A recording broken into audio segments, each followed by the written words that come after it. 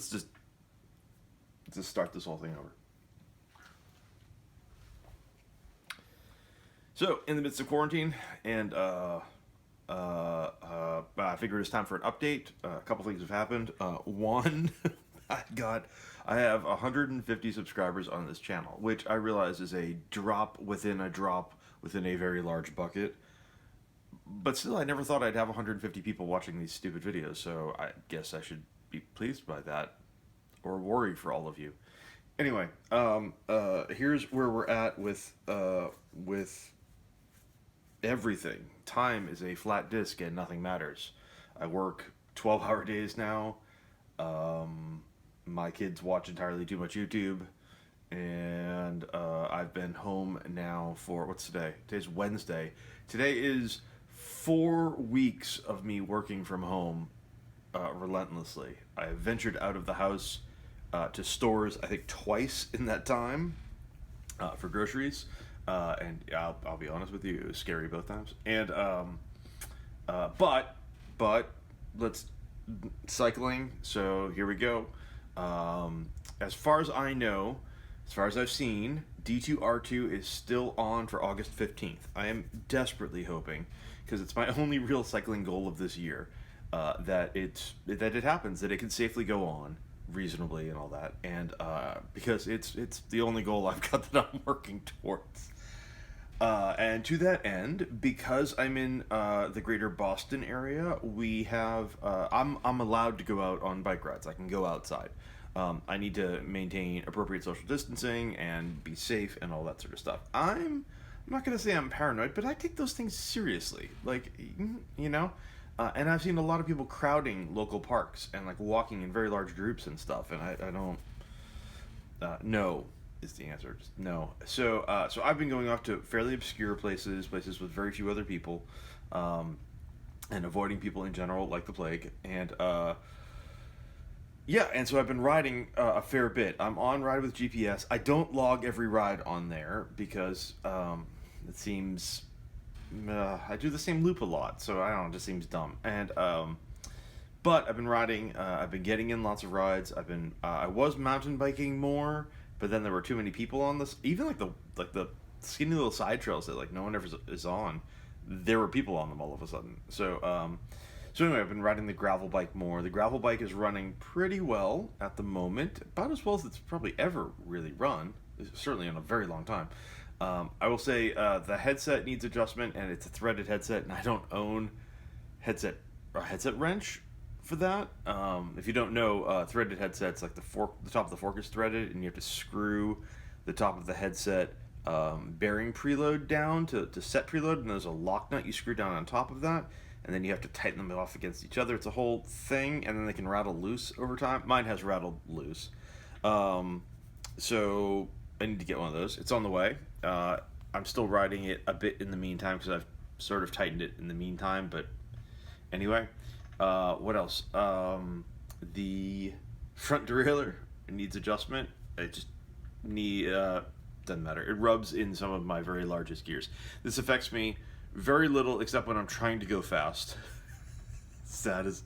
As sad as that is to watch, when I try to go fast, my front derailleur rubs more than I'd like, and that's slightly embarrassing. And I think maybe based on like the mouse-like squeaking sounds of them, that the bearings in my front hub are maybe on their way out. I might have to figure out how to get those out and get new ones and press them in. I mean, all doable things, but just, you know, it's on the list. It's on the list. It's fine. It's on the list. Anyway, I am starting to get concerned a teeny bit, just maybe because I'm the paranoid sort of this, but mostly I think because I don't want to get too badly embarrassed.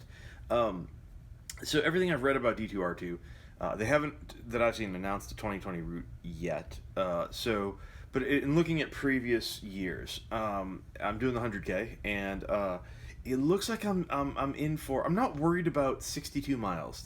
That doesn't worry me. What worries me is the 7,000 vertical feet of climbing, or thereabouts, that the route has, and that's a lot. And I live someplace that's got very steep but very short climbs, and so the idea of doing a prolonged climb at the sort of grades that they're talking about has me worried about gearing a little bit. I just, at the end of a long day with some very long climbs, and I know some of the big stuff is in the latter like quarter of this.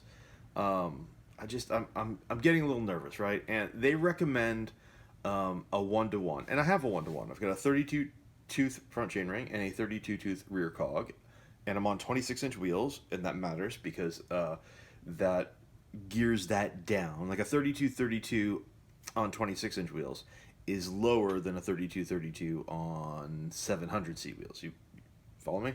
Because the final, whatever. So, so yeah, I'm getting a little nervous, and I've got some options, I suppose. Right, like my crankset is a triple, so like I have the innermost ring off. I'm only running the middle and the outer, so I'm treating it as a double. Um, and like I could dig out a 22 tooth chainring and put that on, which would solve all of these problems. But my front shifter, which is an STI shifter, is not a triple shifter. It's only a double. So that kind of screws up that. So I'd have to like get new shifters, right? And then so that, but anyway, I could go from a 32 tooth front chainring to a 30 tooth front chainring. It turns out it's a 4x104 bolt pattern on that crankset, and I think there are people. There are, let me scratch that. There are definitely people that make 30 tooth 4x104 chainrings, but they're all expensive.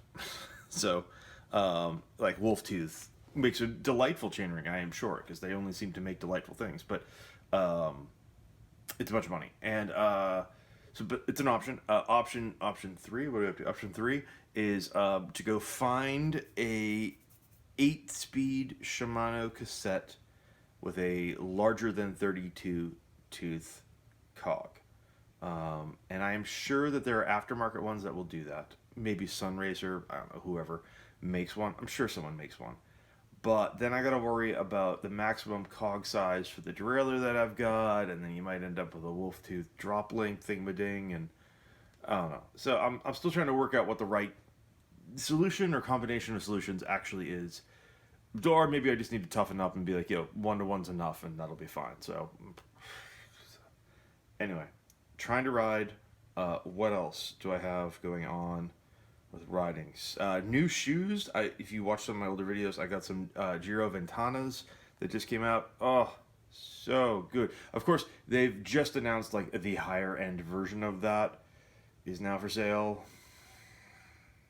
It's fine. I'm pretty happy with what I've got so far. I have no complaints. They are delightful.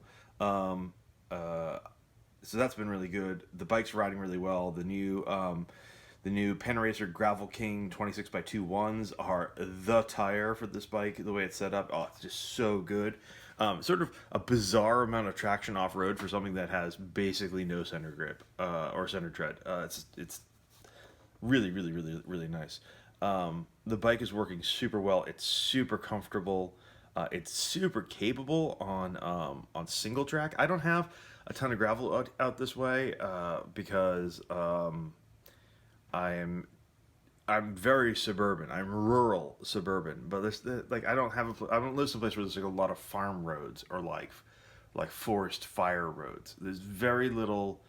There's not a lot of gravel out here. There's a lot of dirt, and there's thousands of acres of conservation land that are around me, but it's mostly technical New England single track, which I've been riding on my gravel bike because what the heck.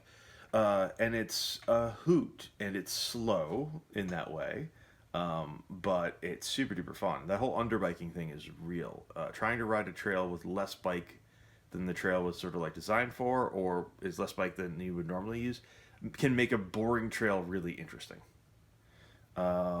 Anyway, still thinking about a new helmet, because I'm not sure about the visor and all of that of my current off-road helmet. But I don't know that I'll eventually end up carrying that much. What else?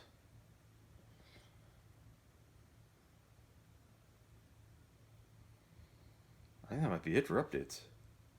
Oh, this spring, as we head into spring, as we trundle our way into a secluded spring, I do have a new project that's going to take a little bit of work to get back out to the road, and it's going to get me, I hope, with my better three quarters out on the road, and maybe even with one of my kids out on the road if they've grown a little bit taller.